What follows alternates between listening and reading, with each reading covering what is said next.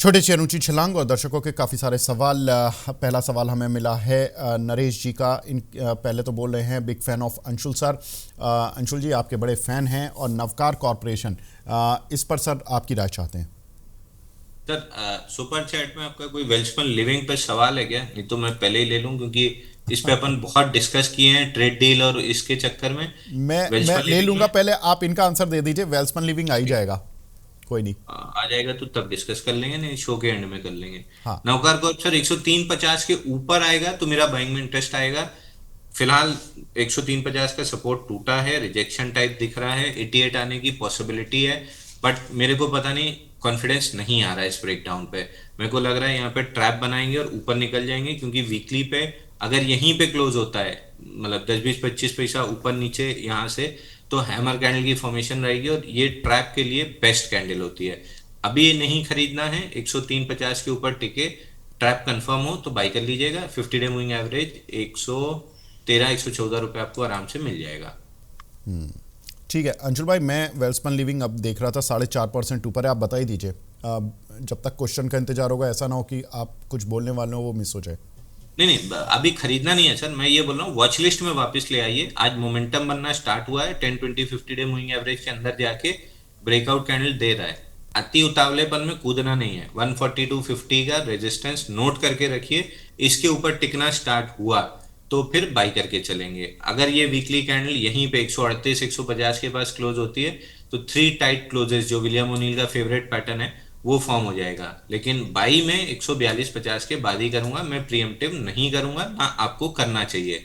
सिर्फ बता इसलिए दिया है कि आप वॉच लिस्ट पर टॉप पर रखिए, ताकि जब 142.50 निकले तो ढूंढना ना पड़े, आपके पास सामने लगा हुआ हो। अभी नहीं खरीदना है, 142.50 के बाद ही खरीदेंगे। ठीक है। अगला सवाल हमें मिला है मैडम फाइनेंशियल सर्विसेज पर।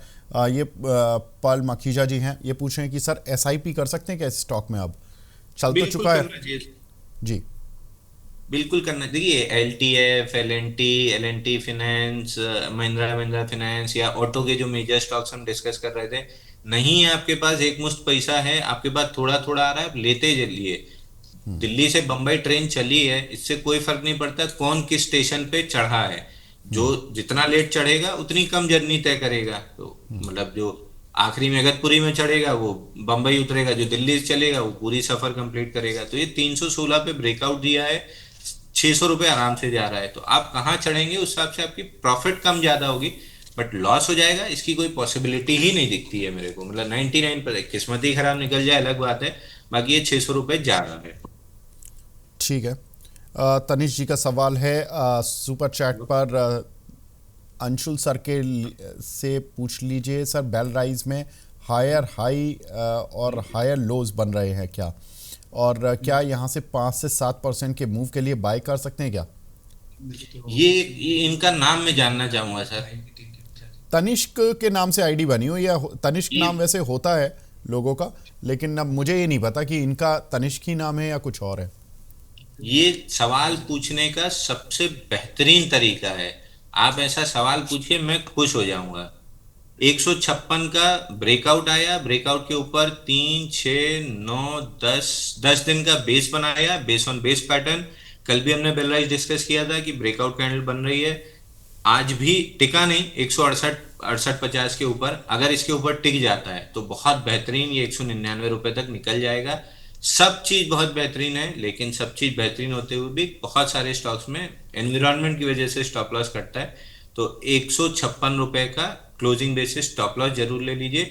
बिल्कुल हायर हाई हायर लो है, लेकिन थोड़ा ध्यान से अगर देखेंगे तो एक फ्लैट बेस काइंड ऑफ चीज वीकली पे दिख रही है। विलियम ओनील पढ़ेंगे तो मिलेगा। तो 156 का क्लोजिंग बेसिस स्टॉप लॉस, 199 का टारगेट। रिस्क क्वांटिटी कैलकुलेशन आपको पता ही है कैसे करना है, उसकी एक एक्सेल बना लीजिए। ठीक है। एक हमारे दर्शक हैं, वो पूछ रहे हैं कि आज गेल क्यों डाउन है सर? आज बुरी तरह से गिर गया है गेल का शेयर यहाँ पर, और अब क्या इसको एवरेज आउट कर सकते हैं? अभी हमने थोड़ी देर पहले ही गेल के बारे में बात भी की थी, और आईसीआईसीआई सिक्योरिटीज़ के एनालिस्ट थे हमारे साथ प्रबल सेन साहब, उन्होंने बताया भी कि आज थोड़ा सा तेज रिएक्शन है। खबर पॉजिटिव आनी थी, कम पॉजिटिव आई है, लेकिन रिएक्शन इसीलिए तेज है कि खबर कम पॉजिटिव आई है। पॉजिटिव क्या आनी थी खबर? इन्होंने एक टैरिफ रिवीजन के लिए, जो पाइपलाइन टैरिफ ट्रांसमिशन टैरिफ होता है, वो बढ़ाने के लिए पीएनजीआरबी से एक रिक्वेस्ट की थी कि भाई 78 रुपये पर MMBTU तक का जो ट्रांसमिशन टैरिफ है वो कर दिया जाए। स्ट्रीट एक्सपेक्ट कर रहा था कि 70 से 72 रुपये ही होगा, कंपनी ने ज़्यादा मांग लिया है, लेकिन पीएनजीआरबी ने और कम किया, उन्होंने 65.8 ही किया टैरिफ बढ़ाकर, जो कि पहले था 58.8 के करीब। तो यहाँ से 12% का इंक्रीज़ किया पीएनजीआरबी ने। आईसीआईसीआई सिक्योरिटीज़ के जो एनर्जी एनालिस्ट हैं सेन साहब, उन्होंने बोला कि हमने 15% एक्सपेक्ट किया था कि 15% तो पीएनजीआरबी कर ही देगा, और उसके बेसिस पर हमारी जो रिपोर्ट्स के टारगेट थे वो 210 रुपये थे। आया है 12% इंक्रीज़, तो इंक्रीज़ तो आया है, प्रॉफिट बढ़ेगा, ईपीएस बढ़ेगी, लेकिन क्या है कि थोड़ी कम बढ़ेगी। अब वो बोल रहे हैं कि हम अपना रिवाइज टारगेट, हम रिवाइज रिपोर्ट लेकर आएंगे और बताएंगे दर्शकों, अपने निवेशकों को कि इस शेयर पे क्या टारगेट रिवाइज रखना है। अंशुल भाई, चार्ट पर रिएक्शन तेज है, प्रॉफिट बढ़ेगा लेकिन कम बढ़ेगा जितना स्ट्रीट एक्सपेक्ट कर रहा था, ये एनालिस्ट ने ही बोल दिया। और वो ये भी कह रहे हैं कि 2028-29 में फिर रिव्यू किया जाएगा टैरिफ का, और उसमें फिर टैरिफ शायद बढ़ाने को लेकर बात होगी। क्या मानते हैं सर, गेल यहाँ पर एवरेज कर लेना चाहिए जिनके पास ऊपर के लेवल के हैं? सर मैं भी टैरिफ रिवीजन अपवर्ड एक्सपेक्ट कर रहा था, जीआरएम भी बढ़ी थी, सब चीज थी, तो मैं पॉजिटिव एक्सपेक्ट कर रहा था। मेरे लिए भी ये सरप्राइज है, बट चार्ट स्ट्रक्चर में कोई भी बदलाव नहीं है, ये बम्प इन द रोड है।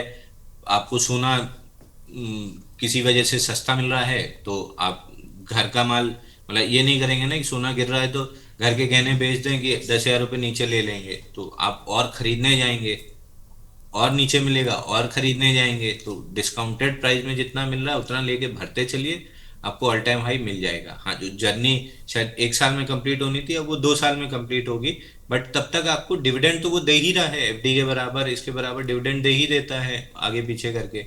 तो बेस्ट है ना कि लेके छोड़ते जाइए, डिविडेंड का पैसा, एफडी का पैसा डिविडेंड में खाइए, कैपिटल गेन में डबल हो जाएगा रिटर्न, मतलब करीब 300-340 पहुंच जाएगा, आराम से वहां पे अपनी प्रॉफिट बुक कर लीजिएगा। इसी के साथ अगर आईओसीएल, एचपीसीएल, बीपीसीएल भी देख लीजिए। आईओसीएल ने डिस्कस भी किया था कि 175, 184 मेजर रेजिस्टेंस जोन है, थोड़ा सा करेक्ट हो रहा है, नीचे में अगर 154, 146 में मिल जाए फिर भर लीजिए, फिर नए ऑल टाइम हाई पे बेच लेंगे। बिल्कुल ठीक है। 4 रुपये से लेके करीब 7.5 रुपये तक का डिविडेंड टीए एनुअली दे देता है, पिछले 3 साल का ट्रैक रिकॉर्ड बता रहा हूँ मैं। FY23 में 4 रुपये का डिविडेंड दिया था, FY25 में इन्होंने माफ़ कीजिएगा 2023 में, मार्च 2023 में 4 रुपये का डिविडेंड दिया था, फरवरी 2024 में 5.5 रुपये का डिविडेंड दिया था, अभी फरवरी 2025 में 6.5 रुपये का डिविडेंड दिया था, और अगस्त में 1 रुपये का डिविडेंड दिया था। तो ऑलमोस्ट 4.5 रुपये से लेके 6.5-7 रुपये तक का डिविडेंड ये 1 साल में दे देती है। तो एक तो ये चीज़, दूसरा कि यहाँ पर एवरेज करने के लिए सही समय, अंशुल भाई भी बोल रहे हैं, आईसीआईसीआई सिक्योरिटीज़ के एनालिस्ट भी बोल के गए कि मार्केट ने थोड़ा रिएक्शन तेज़ दिया है, तो गेल पर आप अंशुल भाई तो बोल रहे हैं कि सस्ता मिल रहा है, ख़रीदारी कर चल सकते हैं, राय है। ठीक है सर, आगे बढ़ते हैं। एक सवाल मिला है हमें यहाँ पर टाटा इन्वेस्टमेंट पर। सर अपल जी का सवाल है, इसमें क्या करें सर? टाटा इन्वेस्टमेंट जी। पर ये इन्वेस्टमेंट कंपनी जब तक आईपीओ नहीं आती ना तब तक साइडवेज पड़ी रहती हैं, तो अगर आप बहुत मोमेंटम को ही एक्सपेक्ट कर रहे हैं मोमेंटम ट्रेडिंग के लिए, तो ये सब काउंटर ही गलत है। 50 वीक मूविंग एवरेज 713 पे है, वो टेस्ट करने आ सकता है, बट जब कोई नया आईपीओ आएगा, जब नया कुछ आएगा टाटा ग्रुप पर, तब इसमें चाल आएगी। तो मेरे हिसाब से स्टॉक ना इन्वेस्टमेंट ना ट्रेडिंग, मतलब नहीं समझ में आ रहा मेरे को। वैसे सेबी की री रेटिंग के बाद सारे फेयर प्राइस पे ऑलमोस्ट आ ही गए हैं, तो बहुत ग्रोथ तो कुछ नहीं दिख रही है। किसी मूविंग काउंटर में चले जाएं तो ज़्यादा अच्छा है। ठीक है, मनीष शाह साहब हैं, उन्होंने पूरी लिस्ट भेजी है। शाह साहब, इतनी बड़ी लिस्ट तो आज डिस्कस नहीं कर पाऊंगा, लेकिन एक शेयर आपका ले लेता हूँ, जैन इरिगेशन, और दूसरा भी ले लेता हूँ, चलिए, JSW इंफ्रा।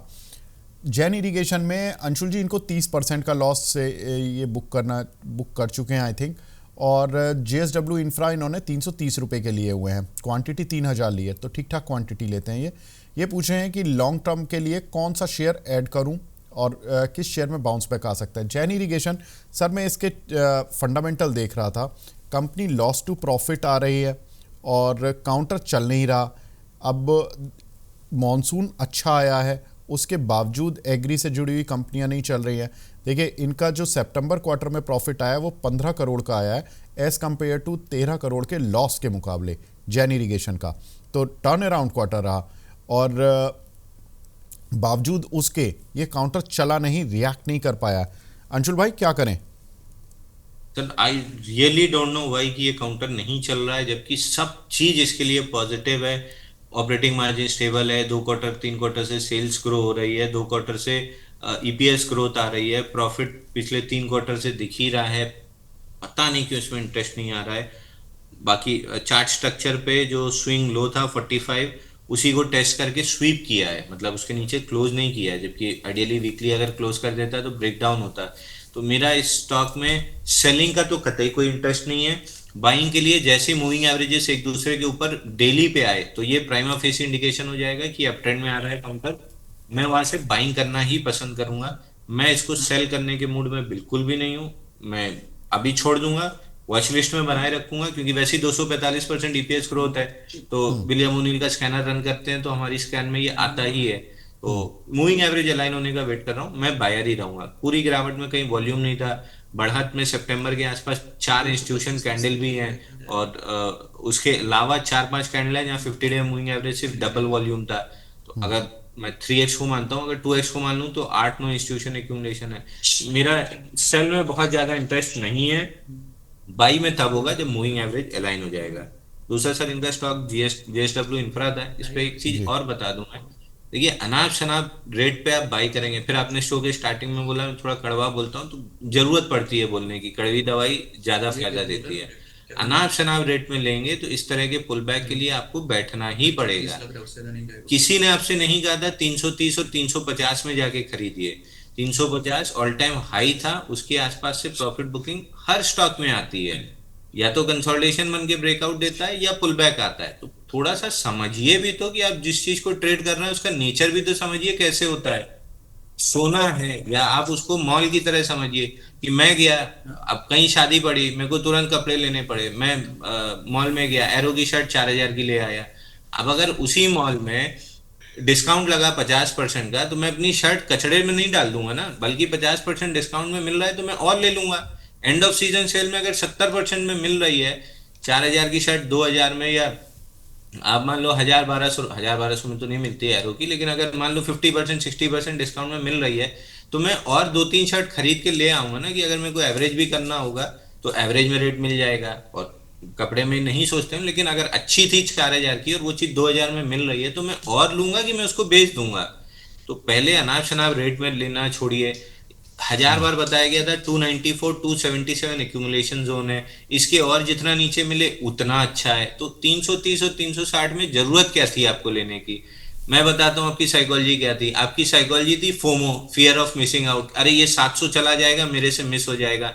मिस हो जाएगा तो एलटीएफ था, मिस हो गया तो एम फाइनेंस था, मिस हो गया तो आज आईआईएफएल में बड़ा ब्रेकआउट दिख रहा है।